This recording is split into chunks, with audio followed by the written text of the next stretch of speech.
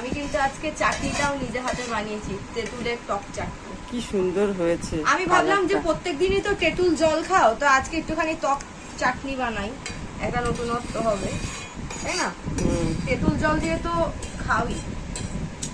আর আমি তোমাকে আগে নিজে হাতে একটা করে খাওয়াই, বলো যে কেমন লাগছে।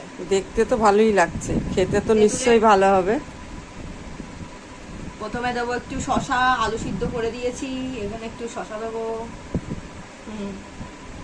এবার দেবো আমার হাতে স্পেশাল তেঁতুলের টকের চাটনি। অল্প দেবো কারণ তোমার দাঁত কমে যাবে, তোমার বেশি তেঁতুলের চাটনি খাওয়া অভ্যেস নেই। না আমি খাওয়াবো। আকারো 10 টাকার রসগোল্লা যেভাবে খাও সেভাবে।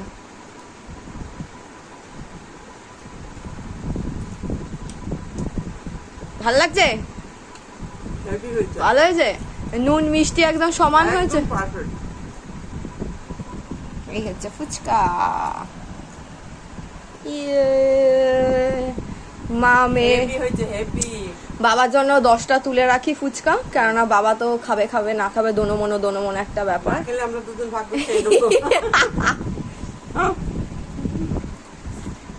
ভালো হয়েছে তো? সত্যি? ক্যামেরা করছি বলে বলছো না তো? না মনে তো সব আমি খাবো। না আমি খাবো না, কি হেভি হচ্ছে। ঠিক আছে খাও।